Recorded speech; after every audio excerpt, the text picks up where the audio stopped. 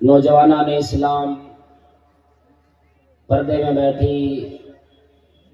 خواتین، میری اسلامی مائیں اور بہنیں، قرآن کریم کی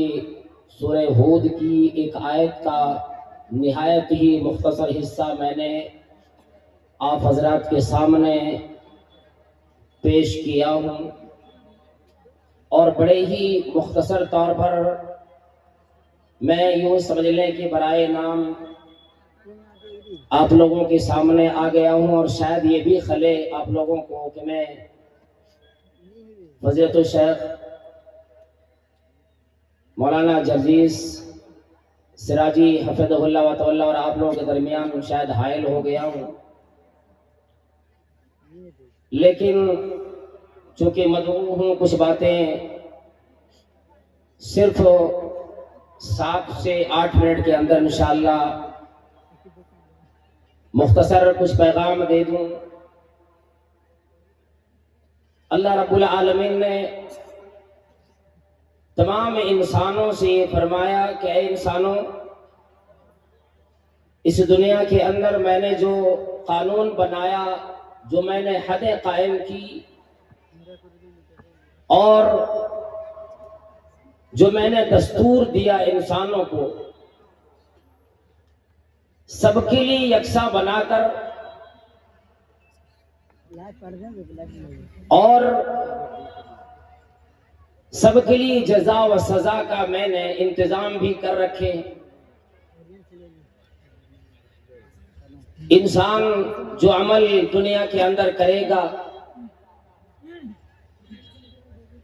یہاں کے عمل کے اعتبار سے انسان کو جنت یا جہنم ملے گی،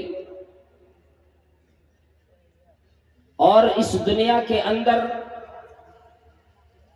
اللہ رب العالمین کچھ تنبیہ بھی فرماتا رہتا ہے، انسانوں کو ہوشیار کرتا رہتا ہے۔ اقوام سابقہ کو جن چیزوں سے رب کریم نے تباہ کیا، ان چیزوں کا ذکر قرآن کریم میں فرما کر کے ہمیں اور آپ کو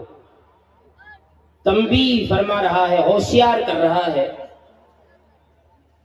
کہ اے انسانوں دیکھو، قوم عاد کو، قوم سمود کو، قوم لوط کو، اور جتنے بھی وہ قومیں آئی جن کو میں نے اس دنیا میں ہلاک کیا یا تباہی کے دہانے پر لائے، وہ اس وجہ سے تھی کہ ہر ایک نے کچھ نہ کچھ گناہ، کچھ نہ کچھ غلطیاں ایسی کی جس کی معافی اور تلافی نہیں ہو سکتی تھی، یا یہ کہ ان لوگوں نے علی الاعلان گناہ کیے تو رب کریم نے تمام لوگوں کو ان گناہوں کے عوض اس دنیا میں مؤاخذہ کیا، دنیا میں پکڑ لیے، اور وہ سزائیں صرف دنیا کے لیے نہیں مقرر فرما دی، کہا کہ دنیا میں بھی عذاب آیا اور آخرت میں بھی اسے جنت نہیں مل سکتی۔ رب کریم ایسے لوگوں سے ناراض ہوئے، اللہ رب العالمین نے فرمایا فَكُلًّا أَخَذْنَا بِذَنبِهِ، میں نے ان تمام لوگوں کو جسے سزا دیے، جسے ہلاک کیے، میں نے ظلماً ان لوگوں پر کوئی عذاب نہیں اتارے، کسی طرح کی تباہی، کسی طرح کی بربادی ان لوگوں میں یوں ہی نہیں آئی، بلکہ ان قوموں میں سے، تمام قوموں میں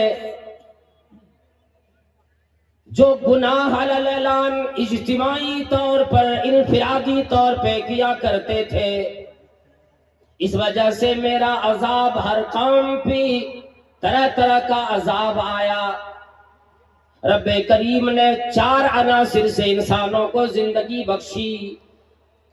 آگ، پانی، ہوا اور مٹی سے، اور ہلاکت کے لیے بھی یہی 4 چیزوں کو اللہ رب العالمین نے ذریعہ بنا دیا۔ کسی کے اوپر طوفان بھیج کر آندھی بھیج کر کسی کو عذاب دیا، کسی کو اللہ رب العالمین نے آسمان سے پتھروں کی بارش اتار کر عذاب دیا،